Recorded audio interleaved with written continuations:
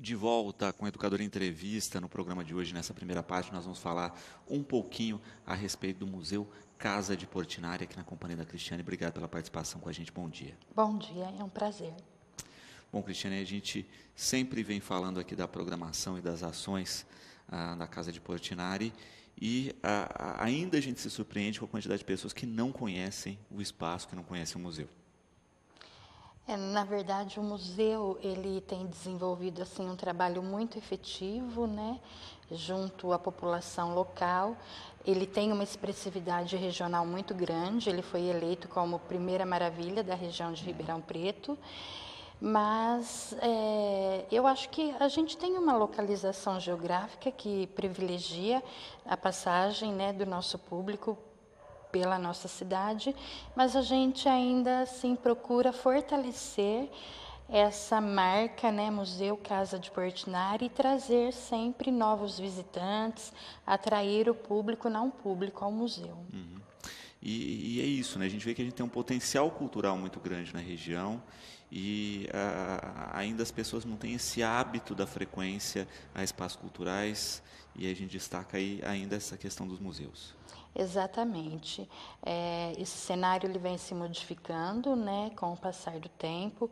Hoje existe um olhar muito mais amoroso, a gente diz, para as questões museológicas. O museu ele tem um potencial muito grande, ele é interdisciplinar, então ele abrange várias linguagens, então ele pode se comunicar com qualquer público. E um dos papéis do Museu Casa de Portinari, além de preservar, né, a memória, a obra do artista, é justamente divulgar todo o seu legado. Então, cada vez mais a gente vai em busca desse público. Nós temos uma lojinha agora no museu que é justamente para fortalecer a marca, né, do Museu Casa de Portinari. Todo mundo que passa pela cidade, que nos visita, geralmente, né, as pessoas gostam de levar uma recordação, então a lojinha vem justamente para isso, para fortalecer essa experiência, né, da visitação à instituição.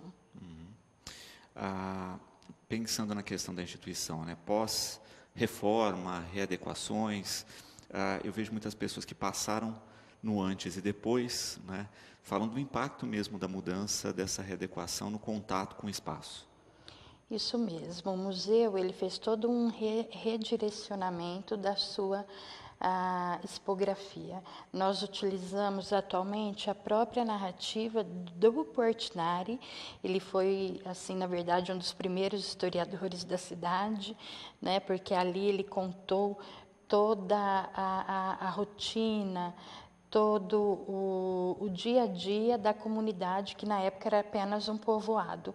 Então, através das narrativas do próprio Portinari, a gente comunica o seu acervo e o seu legado e toda a paixão que ele tinha pela sua cidade. Pensando também nessa questão, né, de como o museu tem ficado mais acessível aos sentidos, à sensorialidade, também foi uma mudança de planejamento muito interessante, né? Isso mesmo, a partir do ano de 2006, nós começamos a desenvolver os projetos pensando em tornar o museu acessível. Então, uma série de ações foram propostas e realizadas a partir de então. Hoje em dia, nós temos o nosso museu ele é acessível, nós temos uma rampa em que as pessoas têm acesso à edificação. Dentro da edificação, nós desenvolvemos alguns percursos, então é possível o cego, a pessoa surda ter contato com a obra. Então, nós temos réplicas, miniaturas de objetos imóveis da casa, nós temos relevos de obras, apostilas em braille e tinta, né, mas com ampliação para quem tem baixa visão também. Temos o audioguia, um DVD todo desenvolvido em Libras também, que apresenta o conteúdo do museu. Então, e esse material ele é sempre implementado. Uma maquete tátil, que é possível a pessoa conhecer os espaços e se localizar através dessa maquete. Então, é uma série de ações assim que a gente vem implementando ao longo do tempo e é para beneficiar, né, esse público. O nosso site também é um site acessível. Nós temos uma ferramenta que é possível a pessoa visitar o site e ter informações, né, sobre a vida e obra do artista. E a gente tem a participação de espectadores aqui. Rogério Cristiane perguntando a respeito dos horários comuns de visitação do museu e se sempre tem que ter agendamento ou não. Olha, o horário é de terça a domingo, das 9 às 18 horas, inclusive aos feriados, e o agendamento é necessário para grupos acima de 12 pessoas. Aquela pessoa que vai com a família, em poucas pessoas não tem essa necessidade. Não há necessidade. Perfeito. Vamos falar um pouquinho da programação, né? Vocês têm ações pontuais a cada período e o que nós temos agora nesse período? Bem, para maio, o Museu Casa de Portinari realiza no segundo domingo uma tradicional ação também, que é o Domingo com Arte, onde nós temos artistas e artesãos da cidade que recebem o público visitante com música, estátua viva e muitas apresentações. E apresentações dos trabalhos que são desenvolvidos também por eles. Em maio, nós temos 2 eventos especiais, que é a Semana de Museus, que acontece em todos os museus, né? É um evento do IBRAM e ele é realizado no país todo. E o Museu Casa de Portinari tem algumas ações que serão realizadas nesse período. Rodas de conversa, palestras. Essas informações estão disponíveis no nosso site também para as pessoas conferirem os dias e os horários. E uma ação especial que nós estamos propondo agora para realizar, que é em comemoração ao Dia das Mães. A lojinha do museu, que trabalha com alguns produtos que são industrializados, que levam a marca do museu e principalmente com os produtos que são confeccionados pelos artesãos de nossa cidade. Nós estamos com uma promoção especial para o Dia das Mães, com descontos até de 60% em alguns produtos. Então, é uma ação que a gente faz, né? A primeira ação de venda aí para o Dia das Mães, que a gente acha que toda mãe merece um carinho especial através de uma recordação do museu. Sem dúvida. E nesses produtos, o que as pessoas podem encontrar? Olha, ali nós temos almofadas, que são almofadas que apresentam elementos de obras de Portinari, alguns jogos de xícaras, colher de pau, livros, camisetas, artesanato de forma em geral. E o diferencial são as roseiras que nós vamos comercializar a partir de agora. Então, algumas mudas de roseiras que foram plantadas pela mãe de Portinari e a gente conseguiu, né, fazer as mudas dessas roseiras que nós ainda temos no jardim da casa. A cada poda geram mudas. Geram mudas. Algumas outras que são da época em que a casa foi transformada em museu e umas híbridas mais recentes que são após o restauro. Então, nós temos 3 espécies de roseiras e a gente comercializa também com esse valor da promoção, que vai até as roseiras até 20%. Perfeito. É interessante isso, né? Pensar o quanto esses elementos da rotina do Portinari são ricos também, porque a gente fala das obras, né? Mas essa convivência, eu acho que isso a casa tem de uma maneira que museu nenhum no mundo pode ter, né? De aconchego, de saber como é que ele viveu e como é que isso influenciou também, né? Na sua pintura, na sua arte de uma maneira geral.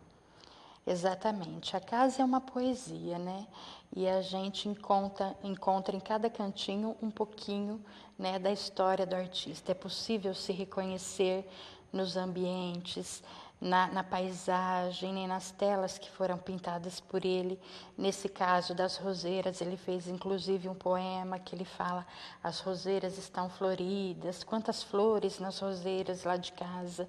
Então, ele tinha todo esse apreço pela família, pelos amigos e principalmente isso tudo, né, essa convivência dele nesse lugar tão inspirador, ele conseguiu depois transformar em pintura e poesia. Então, é o seu grande legado.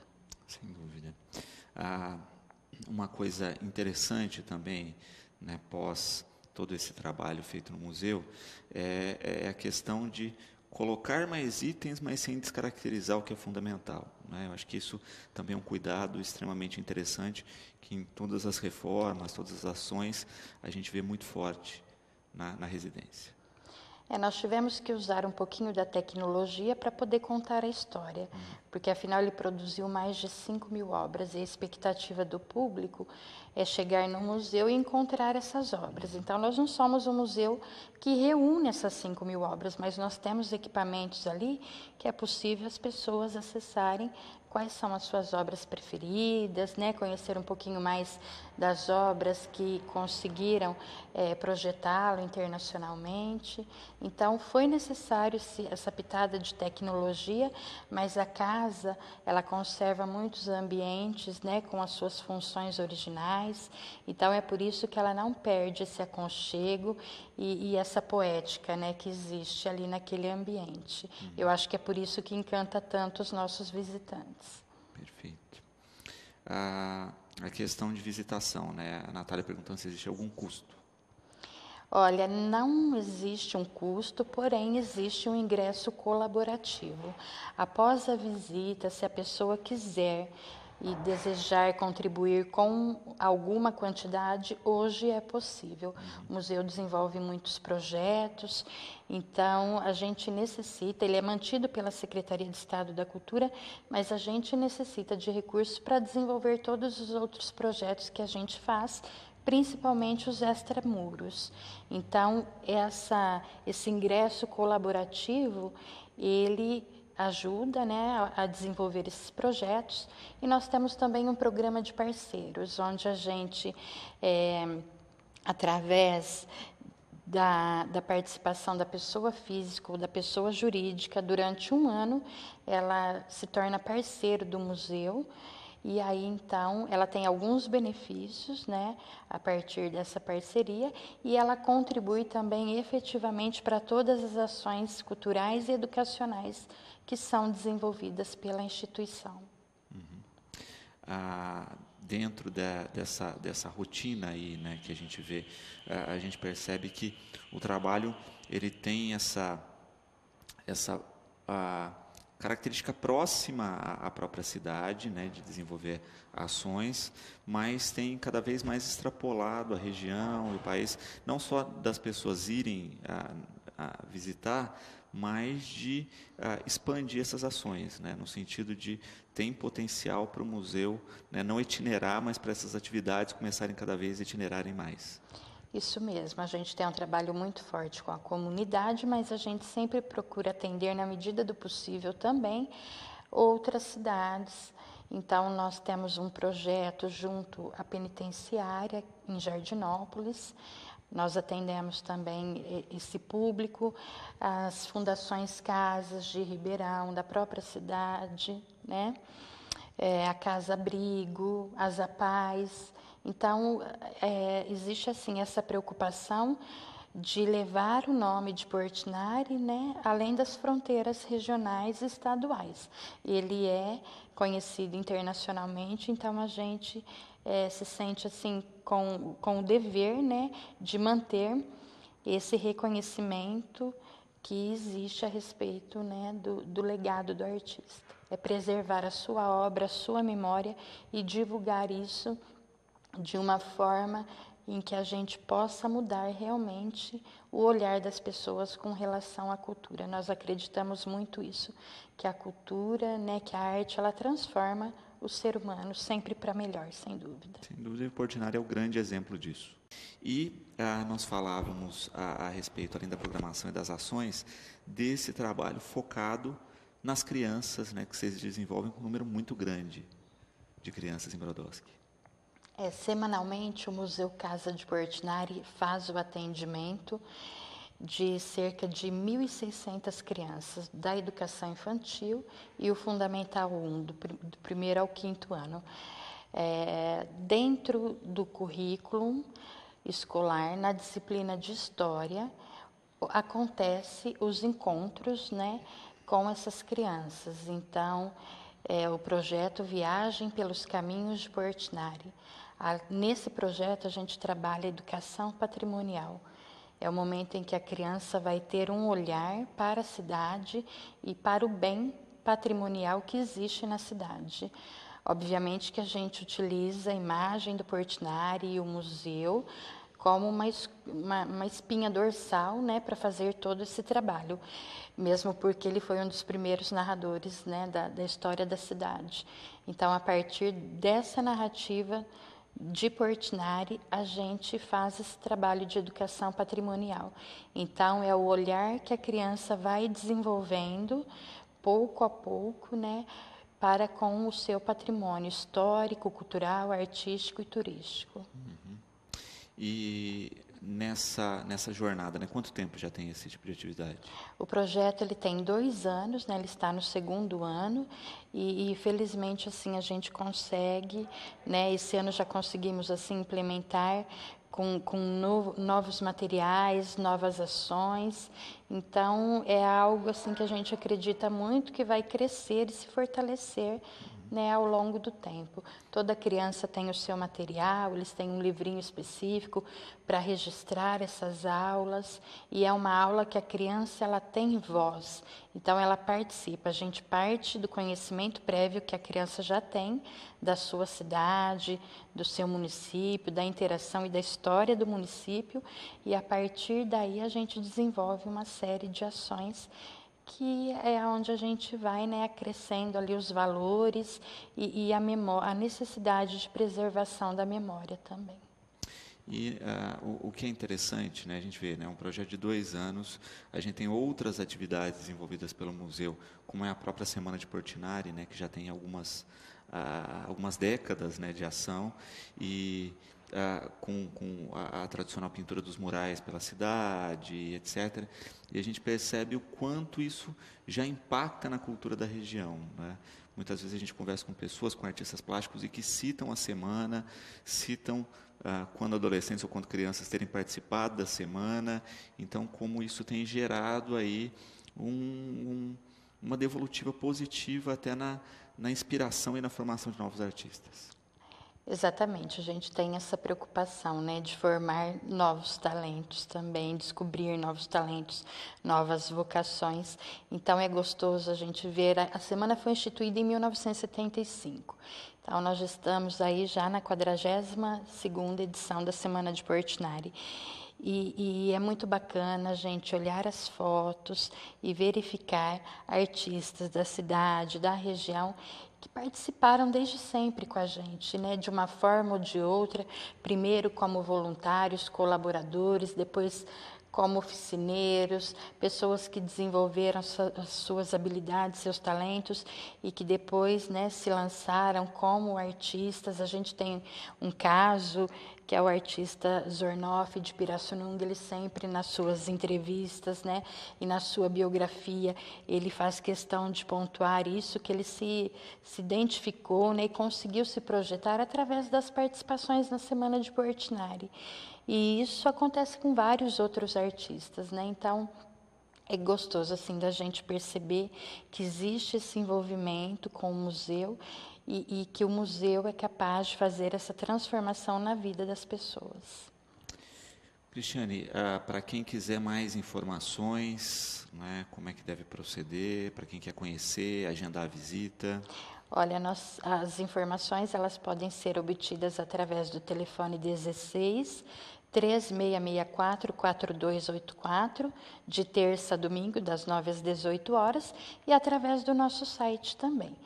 Né? Nós temos o e-mail através do site, o e-mail do museu é museu@casadeportinari.com.br e o nosso site museucasadeportinari.org.br, e através desses canais de comunicação é possível, né, fazer os agendamentos e principalmente saber mais informações a respeito de todas as atividades que o museu desenvolve. Maravilha. Querida, obrigado pela participação aqui com a gente. O programa está sempre de portas abertas e nós esperamos sempre acompanhar de perto todas as atividades do Museu Casa de Portinari. Foi um prazer falar com vocês. Bom, no próximo bloco nós vamos falar de atividades da Associação de Bairro Cimara Cimieli, aqui na companhia da Dona Helena. Voltamos já. De volta com o Educador em Entrevista, aqui na companhia da Dona Helena, presidente da Associação de Bairro do Cimieli. Obrigado pela participação, boa tarde. Boa tarde, muito obrigada eu pela oportunidade que a TV dá para nós, divulgar nossos eventos dos nossos bairros. Muito obrigada pela sua atenção, Luciano. Bom, vai haver um mutirão com várias ações, né, Helena, junto aí ao bairro e às imediações. Hoje eu vou começar assim, te falando assim. Se eu te falar para você que eu não tenho inimigo, eu estou mentindo para você. Mas eu tenho muitos amigos também. Então, hoje eu estou aqui para convidar a nossa comunidade, que eu já consegui os grafites. Se eu puder falar os nomes, vou ficar muito agradecida. Pode? Então, vou agradecer aqui o Depósito do Cunha, a farmácia do Eduardo, a doutora Juliana, dentista do Postinho. Eu mesmo tirei do meu bolso, doei uma também. Então, foi o Eduardo. Tenho que muito agradecer também o Paulinho, o Paulo, ele é contador, doutor Paulo, que doou também as tintas para nós pintarmos lá a academia e os bancos. Muito obrigado, doutor Paulo, pelas tintas que você deu. Então, cada um está fazendo um pouquinho e doando para nós fazer esse mutirão no sábado. E conto com a ajuda de todos os nossos moradores. Perfeito. E o que vai haver nesse mutirão, Helena? Nesse mutirão, nós estávamos com um postinho, estava tendo muito mato.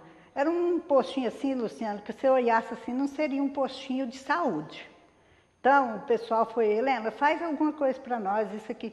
Então tá, graças a Deus, aí foi lá, já cortaram, roçaram lá, e sábado nós vamos passar o grafite em todo o postinho, sabe? Vai grafiar todo o postinho pro lado de fora.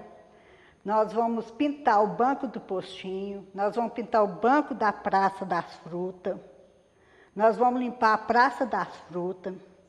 Ontem, vou deixar aqui também o meu agradecimento ao nosso secretário do Meio Ambiente, que nós fizemos uma parceria. Hoje eles estão lá cortando, limpando a praça, que se fosse para nós arrumar toda, eu não sei como chama que aparelho, de limpar lá. Uhum. Então, a comunidade lá não teria, seria muito mais difícil. Mas com a parceria com o nosso secretário do Meio Ambiente, vou agradecer ele aqui, que hoje já está lá limpando, roçando o mato lá para nós. Perfeito. E aí vocês estão precisando de voluntários para ajudar na questão da pintura e das outras ações. Isso. Agora eu estou aqui convidando, vou deixar o meu abraço do o Socido, que é também um voluntário que vai me ajudar. Ele é pedreiro, ele vai estar, amanhã eu e o Socido vai estar lá no postinho, lavando o postinho, e ele vai estar arrumando umas coisas de pedreiro lá. Então, o Socido é um parceiro também lá da comunidade, ele é pedreiro e vai estar lá arrumando. Obrigado, Socido, por o senhor estar ajudando nós lá também. E convido aquele que puder doar o sábado de manhã, sendo voluntário, ajudando nós a pintar o postinho. Do lado lá precisa pegar uma enxada e carpir. Carpir lá do lado do postinho. E nós deixar o nosso postinho bonito para a gente chegar lá, para ser medicado. Então, é isso que nós queremos, sabe? Fazer a união, a parceria. A população com a prefeitura, com os secretários. Aí, é isso que a comunidade lá quer, união. E assim o bairro vai melhorando, Luciano. Perfeito. E a respeito da associação, né, de moradores, como é que está a associação? Quanto tempo de duração do mandato aí? Qual a pretensão de vocês para o futuro? O mandato da associação, agora foi bom também até você perguntar da associação. A Associação do Morador do Cimieli foi montado, ela é particular, não teve ajuda da prefeitura. Eu vou deixar aqui meu abraço para o Tiago Bertan, que foi eu e o Tiago pagou a maioria da associação e eu tirei do meu bolso e acabei de pagar a associação. Então, eu estou pedindo, quem quiser pegar a associação, pagar o que tem que gastar na associação, você sabe que gasta, tá às ordens. Pode arrumar outro presidente, pode montar outra chapa, o que eu tiver de fazer, vou fazer sem a presidência da associação, mas eu gostaria que alguém pagasse a associação e continuasse tomando conta dela. Perfeito. E é como toda associação, né? A gente fala assim, associação de moradores, né? Quem tem que ser responsável são os moradores, e é uma pena que a gente tenha ainda na cidade, né, tantos espaços públicos abandonados, tantos centros comunitários mal cuidados, porque o cidadão não se envolve com o espaço que é deles, né? O que deveria acontecer, ao meu ver, é que os bairros que não têm envolvimento dos moradores, que fosse convertido de novo o centro comunitário para a prefeitura, para se colocar departamentos, outras coisas, e não ficar abandonado. Luciano, você pode até me falar assim, da associação, porque eu vou deixar aqui bem claro, eu não vou tampar o sol com a peneira. Eu não preciso de dinheiro de associação. E a associação não teve 1 centavo de valor para ela, que você sabe disso, que quando vem verba, vem pela prefeitura. Não vem no nome da associação. Então, já foi falado que eu pego dinheiro da associação, que eu gasto dinheiro da associação. Não, eu tirei do meu bolso para manter a associação até agora. Agora, de hoje para frente, arrumem vocês aí, toma conta da associação. Então, eu não vou ser mais a presidente do bairro. O que eu puder fazer, vou fazer fora da associação. Mas a associação, vou deixar bem claro, nunca ganhou 1 centavo, tirou do meu bolso. Para quem quiser colaborar aí com essa ação, entrar em contato para ter mais informações a respeito da Associação de Bairro, como é que deve proceder? Né? Olha, todo mundo me conhece, eu moro em frente à Praça das Frutas, e sábado, aquele que puder doar, que faça caridade, que nos ajuda, nós vamos encontrar sábado, às 8 horas, em frente ao postinho da Vila Lopes. Vão sair todo mundo ali do postinho. Que uns vai ficar no postinho, pintando o postinho, e os outros vão para a Praça da Fruta. Perfeito. Então, todos aqueles que tiverem interesse em participar desse mutirão, podem entrar em contato, ou mesmo quem quiser saber mais a respeito da associação, aproveita esse momento também. Pode ir lá no sábado, e eu conto assim, peço à população que está me vendo, que sabe do meu serviço, nós estamos precisando de voluntário, doação de voluntário, para grafiar o postinho lá da Vila Lopes, passar o grafite lá no postinho da Vila Lopes. Se eu arrumar uns 3, que nós temos 3, se arrumar uns 3 para pintar, já está tudo organizadinho, está lá, é só levar ir para pintar. Então, eu peço ajuda à população lá de cima para nós grafiar o postinho e pintar a nossa Praça das Frutas. Perfeito. Então, você, morador aí do bairro ou da região que faz uso do postinho, né, sua chance aí de auxiliar, dar mais qualidade de vida aí para o local que você utiliza. E aproveitando, eu vou falar do nosso postinho, o postinho não é só do CML, é do Antônio Ramanhola, é de todos os bairros ali. Até eu falei para o Alexandre, lá que está tomando conta do nosso enfermeiro, super legal, ele vai ajudar nós a pintar também, que devia chamar o Edmilson, o Mineirinho, que é o presidente do Antônio Ramanhola, e eu também que estava, para a gente sempre trazer o postinho organizado, porque é de todo mundo aquele postinho, é de todo mundo. E vou pedir aqui também, que eu sei que está muito difícil para todos secretários, mas assim que dá, Luciano, coloca um cardiologista lá, coloca mais um ginecologista lá, o povo está precisando. Perfeito. Helena, quero agradecer, espero aí que vocês tenham um grande resultado nesse mutirão. Eu que agradeço você, a TV Educadora, muito obrigado por esse espaço que você dá para nós. Maravilha. Bom, na sequência a gente fala do trabalho do Batatais Educação Ambiental e de mais uma edição do Cine Bateia. Não saia daí. De volta com o Educador Entrevista, a gente fala um pouquinho a respeito do trabalho do Batatais Educação Ambiental do Bateia, aqui na companhia do Fábio. Fábio, obrigado pela participação com a gente. Boa tarde. Eu que agradeço o espaço sempre aqui para a gente, né, e agradeço muito estar aqui hoje. Bom, para quem não conhece o Cine Bateia, né, vamos falar um pouquinho do que é o projeto e como funciona. Certo. Todos os anos no Bateia, nós temos pelo menos 2 edições do Cine Bateia. sempre passando documentários de interesse, aí, assuntos que estão bem atuais. E esse documentário, no final do documentário, a gente tem aí uma mesa redonda, onde todo mundo conversa, cada um coloca a sua ideia e fala um pouquinho. Então, esse já é o 15º Cinebateia. Perfeito. E em cada edição, né, não é só a exibição do filme, mas também o debate a respeito do conteúdo desse filme, do que gira em torno dessas questões elencadas nos filmes. Exatamente. Então, muitas vezes a gente assiste o filme e fica com aquela sede de comentar, né, o que aconteceu, o que foi visto durante o documentário, e não tem. Então, é uma oportunidade mesmo, quem já assistiu o documentário, né, vá lá para trocar essa experiência, para conversar com a gente lá e colocar a sua posição aí quanto ao assunto. Uhum. Bom, nessa edição, né, qual é o tema a ser tratado no Cinebateia? Isso. Então, essa edição agora, a 15ª edição, vai trazer o documentário Cowspiracy, que fala sobre a produção de gado e principalmente voltado aí ao consumo de água para a produção do gado. Então, todo mundo fala para economizar água, mas ninguém fala para comer menos carne. E a produção de carne está diretamente ligada a não só a devastação de florestas, né, mas também o consumo de água. Perfeito. E muitas vezes as pessoas não ligam isso, né, o quanto a produção agrícola, em especial a produção da carne,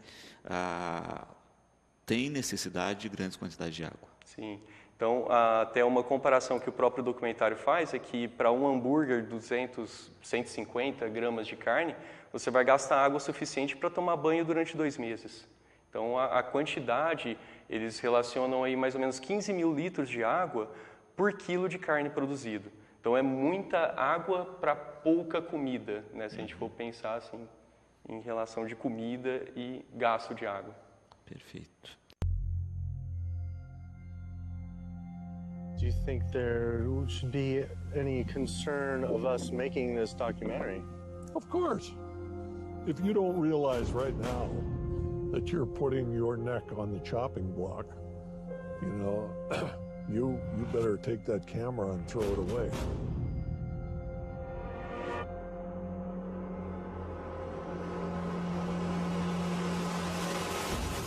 It's an environmental disaster that's being ignored by the very people who should be championing.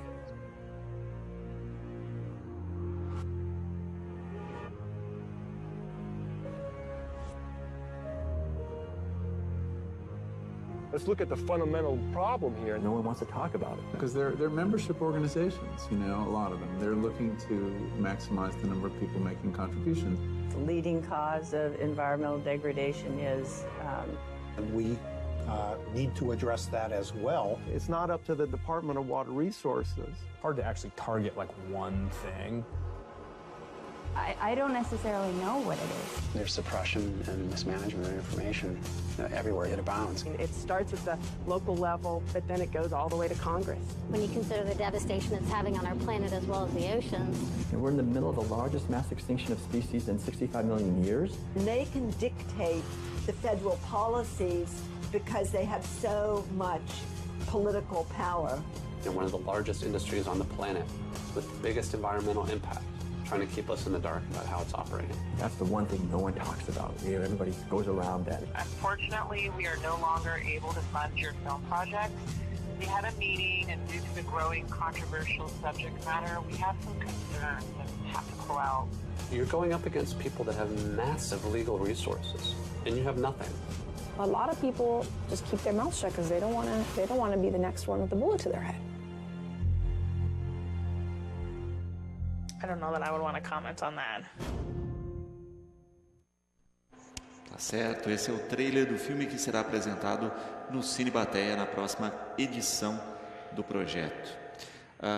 Fábio, pensando aí, né, nessa questão da temática, a gente sempre vê pontualmente, né, todas essas estruturas ambientais levantando bandeiras, falando de ações, e você conseguiu achar alguma justificativa no filme para que eles não enfrentem esse problema? Sim. Então, o documentário ele busca justamente, eu esqueci agora o nome do do homem que fez o documentário, mas ele busca justamente a resposta nas fontes. Então, ele vai em cada um dos representantes de cada uma dessas entidades, perguntando, né, o porquê, investigando, para ver qual que é o problema, né?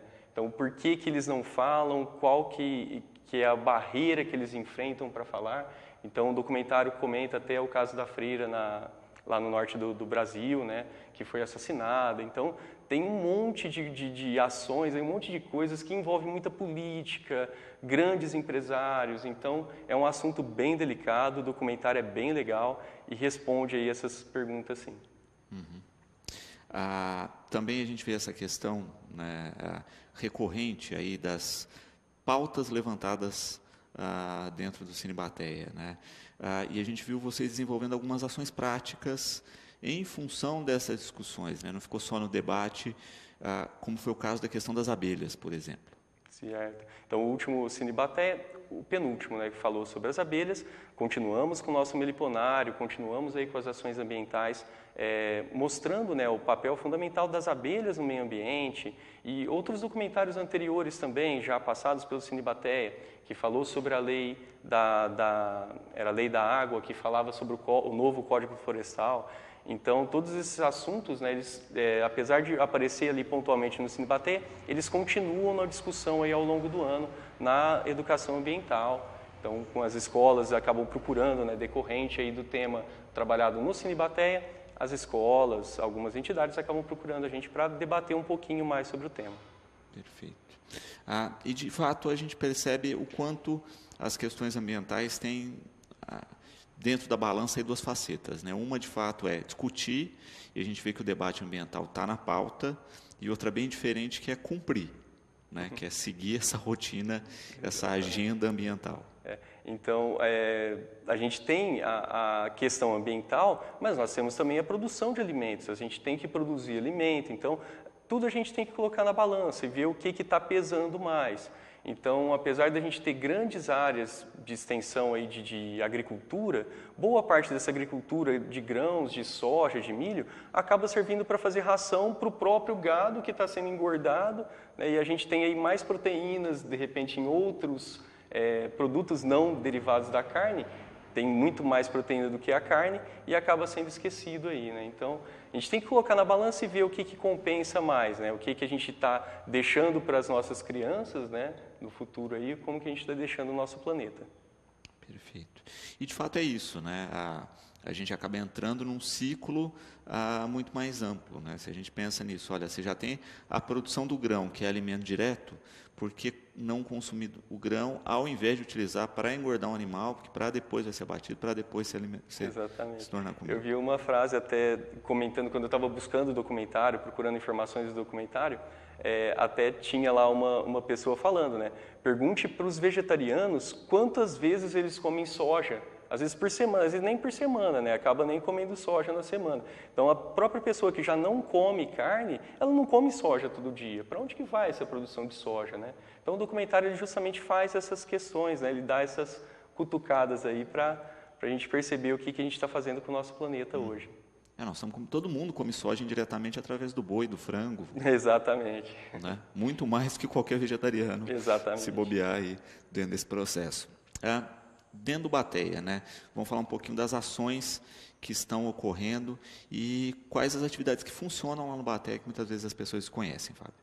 Então, nós temos as atividades de educação ambiental, onde nós recebemos aí as escolas, não só escolas, mas também, às vezes, terceira idade, grupos aí de serviço. Então, a gente recebe aí todo o público batataense que quiser marcar, de repente, tem lá um grupo que está levantando mesmo uma empresa está levantando alguma questão ambiental. Vai para lá, a gente tem muito material pronto já para atender essas pessoas, né? Além da parte de educação ambiental, o viveiro produz mudas para reflorestamento e mudas também agora para arborização urbana. Então, às vezes alguém procura aí uma muda, a prefeitura tem essa doação, mas às vezes não tem a muda que está procurando, pode ir procurar lá com a gente. Nós temos aí essas mudas de arborização urbana para agricultores que precisam aí fazer um plantio de reserva legal, área de preservação permanente. Nós temos aí várias mudas, várias espécies diferentes atendendo aí as exigências da CETESB e tudo para esse reflorestamento. Então, nós temos ainda a produção de muda e a educação ambiental, que é muito importante. Na questão da produção de mudas, a gente vê isso ainda, né? Que é uma exigência, muita gente correndo ainda contra o tempo para se adequar, mas mesmo assim, né, a gente vê aí que é uma questão de não estar só em cima da qualidade das mudas, do tipo de solo, mas também às vezes você tem que fazer constantemente a manutenção dessas áreas, né, Fábio? Isso. Então essa época agora, geralmente, é quando nós fechamos contratos, já preparamos as mudas para o final do ano. Então agora é uma época que dá uma manutenção muito grande, porque entra numa época seca e não tem mais chuvas, então vai precisar de um trabalho de irrigação. Então a gente já nem recomenda plantar agora. Então o que a gente faz agora é manter as mudas no viveiro e ir regando elas até o final do ano. No final do ano volta o período de chuva e a gente faz esse plantio. E as áreas plantadas têm esse problema, né? Então as áreas dentro do município, a gente vê as APPs, né? A área de preservação permanente, nos corpos d'água. A gente vê que muita gente ainda joga lixo nessas áreas, né? Vê ali como uma área abandonada e acaba descartando lixos, né? Então a gente tem esse problema muito sério aí da manutenção das áreas de reserva legal e área de preservação permanente. Então todos os bairros agora da cidade têm a reserva legal, uma parte que eles têm que manter de vegetação, e tem também alguns bairros aí que é cortado por corpos d'água. E a gente vê isso depois no reflexo, né? Quando você não tem uma área de preservação permanente bem consolidada, você vai ter problemas de enchente. Isso daí a gente vê principalmente em grandes cidades, mas em Batatais nós não estamos livres disso. A gente tem casos de enchentes aqui justamente por não ter preservado essas matas ciliares. Então, tanto na questão de lixo jogado nessas margens, como a própria manutenção de poda de mato, né?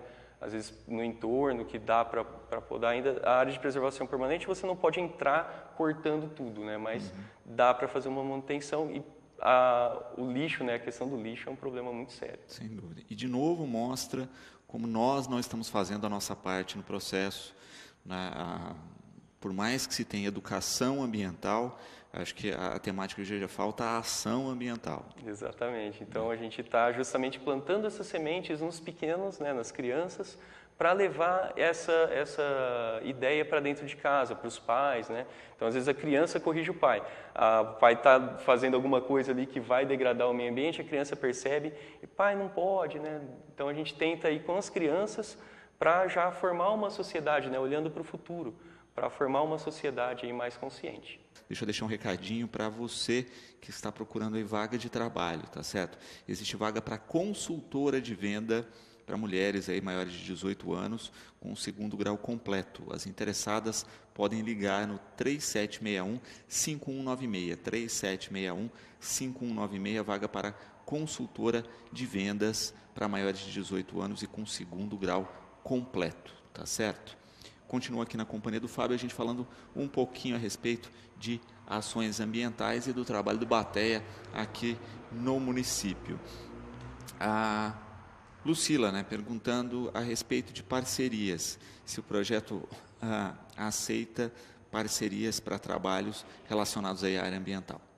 Com certeza, toda parceria é bem-vinda, né? Então, quem quiser trabalhar nessa área de educação ambiental junto com a gente, então nós temos aí alguns parceiros, né? Estão um pouquinho aí escondidos, mas temos alguns parceiros aí, e quanto mais melhor, né? Então é aquele trabalho de formiguinha, uma formiguinha só não consegue manter o formigueiro, a gente precisa de todos aí trabalhando juntos, né? Trazendo aí até o assunto da abelha, a mesma coisa, né?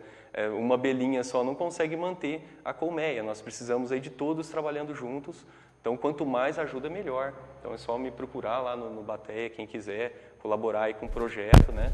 Com certeza será muito bem-vindo.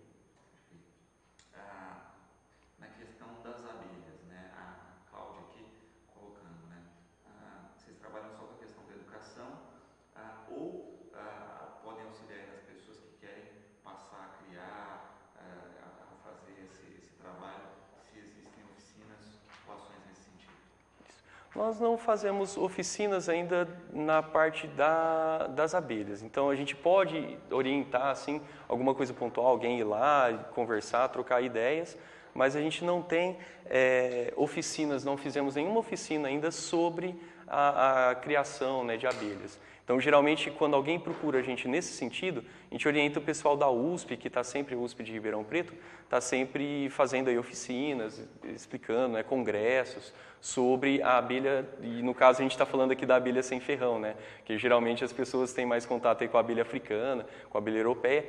Lá no Baté a gente tem as abelhas brasileiras, né, as abelhas sem ferrão. Então, a gente pode dar uma orientação, mas uma ação assim maior de curso, né, alguma coisa, a gente nunca pensou, não. Geralmente a gente orienta para procurar o pessoal na USP lá em Ribeirão Preto. Perfeito. Quem sabe não é uma proposta de oficina futura aí, já que tem uma demanda, né, sabendo que tem a demanda, né, então a gente pode aí começar a pensar aí numa ação desse tipo. Até porque a gente vê isso, né, já foi exibido documentários a respeito disso, né, uma possível extinção e do impacto disso no nosso meio ambiente das abelhas, e a possibilidade de criação é uma das vertentes aí para segurar um pouco essa onda. Né? Mesmo assim, eu não quero ter o trabalho de ter uma colmeia em casa, de cuidar dessa colmeia. Então, se tiver um espaço, plante plantas aí que atraiam esses insetos. Então, nós temos várias flores, várias árvores que atraem as abelhas sem ferrão principalmente. Então, plantem mais, né? Quem tem esse espacinho, planta, observa, vê se está vindo abelha, vê se não está. Se não está, né, já é um sinal de que a gente precisa mudar aí um pouquinho esse pensamento, né? Sem dúvida. A Cristina aqui, né, parabenizando pelo trabalho, em especial as ações de educação ambiental que são fantásticas e fundamentais para a formação das futuras gerações. Eu que agradeço. Então, é bom a gente ter o trabalho reconhecido, né? Então, quando a gente tem esse reconhecimento, já é mais aí do que um caminho aí bem trilhado, né? Um caminho que está sendo bem trilhado. Então, eu é que tenho que agradecer a participação da sociedade, né? E a colaboração aí quanto às questões ambientais. Todo dia, né? A gente vê aí que as pessoas estão se interessando e se envolvendo cada vez mais nas questões ambientais. Perfeito. Juliana, né? Colocando a questão... a gente falou de parcerias, né? Ela está parabenizando o curso de oratória aí, realizado no Baté com parceria do Rotaract. Isso, nós tivemos a semana passada o curso de oratória, foi uma parceria com o Rotaract, o Baté apenas cedeu o espaço, né, para acontecer o curso, teve uma participação muito boa e um aproveitamento muito bom da turma também, né? Todos acharam o curso aí ótimo, então o Baté está sempre de portas abertas aí para qualquer parceria que vocês pensarem aí, a gente está sempre de portas abertas. Eduardo, né, questionando a respeito das mudas, né, que a gente havia falado, se existe a possibilidade de encomendas com tempo aí de mudas específicas. Certo, temos sim. Então a gente geralmente, como eu disse, né, nessa época agora a gente fecha os contratos, já preparando a muda para o ano que vem, ou às vezes até um prazo mais longo, né, às vezes precisa de mudas de porte um pouco maior, a gente pode fazer esse agendamento sim. Então, aí a gente é só conversar, a gente senta, vê as mudas que vocês precisam. Dependendo aí de algumas sementes exóticas, é um pouco mais difícil de achar, mas as nativas daqui de árvores da nossa região, a Batatais está numa área de transição de floresta Mata Atlântica, né, e cerrado. Então, a gente tem as espécies desses dois biomas. Então, essas espécies são mais fáceis de encontrar. Às vezes o pessoal procura uma muda amazônica e já é um pouquinho mais complicado a gente conseguir uma matriz, conseguir sementes. Mas de mudas nativas, pode procurar a gente prepara as mudas aí de repente para 1 ou 2 anos, o que precisar, a gente monta, forma as mudas sim. Até porque é isso, né? Quando se pensa nessas áreas de proteção permanente, todas as áreas são especificamente mudas nativas e você já tem uma relação e um trabalho com várias dessas. Então, o nosso viveiro ele mantém aí pelo menos o que a CETESB pede, que é mais ou menos 80 espécies diferentes, né, para o reflorestamento. Então, nós temos que ter uma variabilidade grande, além de espécies, de banco genético. Então, as sementes elas são selecionadas, essa semente não é coletada aleatoriamente. Então, ela tem que ter uma seleção para ter uma variabilidade genética. Que se uma espécie ela apresenta uma doença e você pega essa espécie que já está com a doença e espalha ela, você vai ter várias árvores doentes. Então, você tem que ter uma variabilidade genética. E o nosso viveiro, ele garante essa variabilidade de sementes e de mudas. Porque quando a gente vê, por exemplo, uma área de plantio comercial aí, né? de madeira de extração, etc. A gente vê até clones, né? A gente vê, parece que é um padrão único de madeira. Né? Exatamente. Então, seleciona, né, aquela espécie ali que tem um maior desenvolvimento, desenvolve mais rápido, desenvolve sem doenças. Então, você acaba fazendo um selecionamento, uma seleção daquelas espécies para você ter aquele objetivo. E no meio ambiente, se a gente faz uma seleção de um tipo só, não é interessante para o ambiente florestal, né? Então, quanto maior a variabilidade, melhor. Então, a gente vai ter plantas doentes no meio? Pode até ter, mas faz parte do equilíbrio ambiental. Então, tem que ter, né, esse equilíbrio. E de cara a gente já vê isso nas próprias mudas, né? Você chega no viveiro, você vê até taxa de crescimento de uma para outra, dependendo da semente, que isso varia. Exatamente. Então, quem já visitou lá o Albateia, já viu as nossas mudas, né? Então, vai ter mudas que estão um pouquinho maior no meio, né? Entre elas ali mesmo, vai ter mudas um pouco maior, um pouco menor. Então, a gente tem essa diferença mesmo dentro das mudas. Perfeito. A Regina perguntando se nesse caso aí do plantio, vocês fornecem algum tipo de consultoria na hora de indicar as espécies? Sim, então, principalmente para o passeio urbano, né, para o passeio público, não só o Albateia, mas a Secretaria do Meio Ambiente dá essas orientações, então, da espécie melhor. Então, tem algumas espécies aí que você vê nas calçadas, a gente vê a muda pequena, mas sabe que vai dar problema, que a árvore, às vezes, que vai crescer muito, chega até 10 metros de altura. Então, você tem essa orientação. Tanto lá, quando a gente vai vender a muda, às vezes a pessoa vai lá procurando um IP. Fala, não, mas o IP, onde você vai plantar esse IP?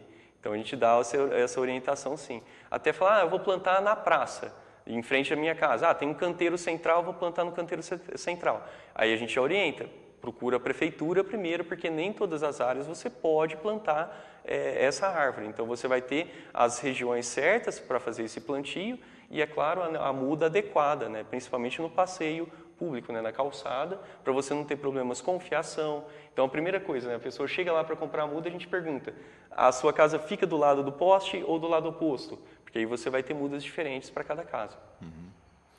E o Fernando pergunta, né? Existem nativas que eu posso plantar na calçada? Sim, então é muito orientado ao plantio de plantas, de árvores nativas, porque ela vai ser mais adequada ao nosso clima, ao nosso regime de chuvas, ao nosso solo. O solo do cerrado aqui ele é um pouco ácido, então não é qualquer muda que vai se desenvolver muito bem. Então, dar sempre preferência para mudas nativas. Nós temos várias opções aí, quem gosta de flores, quem gosta só de sombra, a gente tem várias opções aí para todos os gostos. Perfeito. Voltando ao Cine Bateia, né? Eduardo perguntando o horário da exibição, onde fica o Bateia, né? E a duração do filme. Isso. Então, muito importante, né? O Bateia ele fica no Central Park, a última rua do Central Park, rua Alfeu Gasparini, número 220. Então, está descendo a Alfeu Gasparini e vai ver o nosso viveiro. O horário é 7h30, 19h30, né? 7h30 da noite de hoje. A entrada é gratuita, né? Levantou mais uma questão. A duração.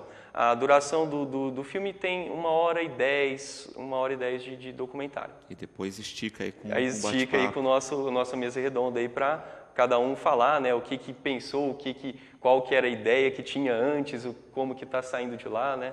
Então a gente vai ter esse tempinho aí depois. Reserva pelo menos 2 horas do tempo aí. Provavelmente até umas 9 horas, né? Vamos colocar aí das 7h30 até umas 9 horas da noite. Maravilha. Também aqui com a participação do Zé Cláudio, parabenizando pelo trabalho do Bateia, diz que já adquiriu mudas várias vezes lá, sempre com muita qualidade e com muito carinho no atendimento.